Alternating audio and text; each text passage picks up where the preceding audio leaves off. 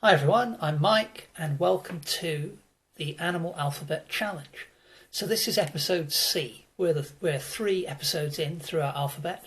If you haven't seen the other videos, then we started off, we took action with an armadillo, and then we brushed up briefly against a baboon.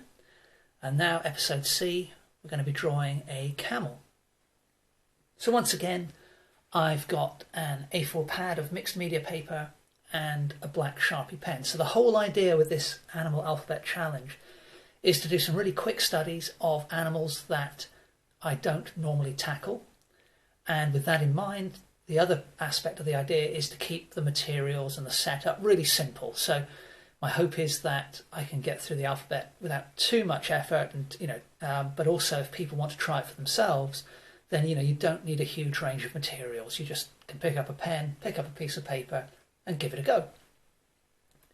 So while I was chatting away there, you can see that I've put in some fairly simple and reasonably loose outline work for the camel. Head and neck, front part of the torso, the single hump, and the beginnings of the legs are in place.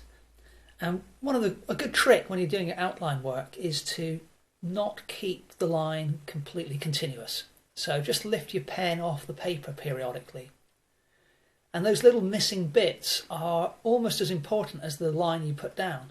They add a little bit more character to the sketch. They give you a little bit more flexibility for the future if you want to change things. But also, we can get into the habit very easily of putting a solid outline when we do a drawing. And of course, in reality, there are no solid outlines. Lines are just something that we interpret as a narrow change in tone, or the boundary between two tonal or colour shapes. And of course it's a really efficient way to draw, but it just adds so much more character if you keep the lines slightly broken. You could maybe use dots or dashes or little hash marks. Whatever it is, it doesn't need to be a continuous line, and it also helps to suggest a sense of movement. Now, you've also seen that I just put a cast shadow next to the line drawing, and immediately that creates a sense of 3 dimensions, because we're so hardwired to interpret the visual world by looking at light falling on things and the shadows they cast, that if you draw a shadow, it immediately helps to turn the 2-dimensional line drawing into something in a 3-dimensional world. So just a couple of little tips which I hope are helpful for you there.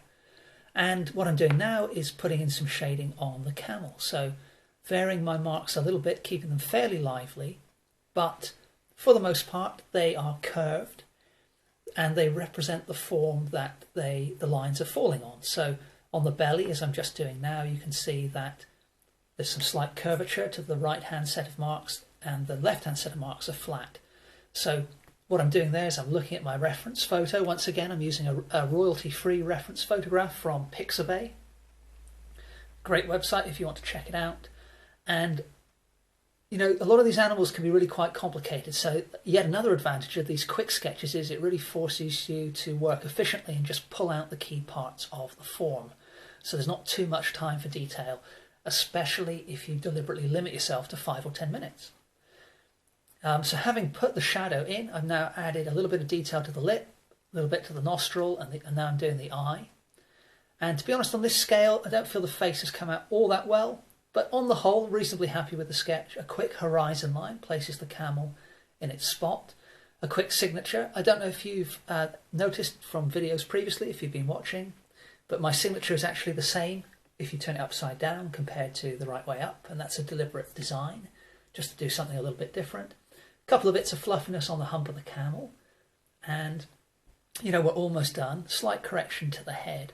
So some of these sketches are going to work better than others in the 5 minutes, but my plan is to keep pushing through the entire alphabet no matter what.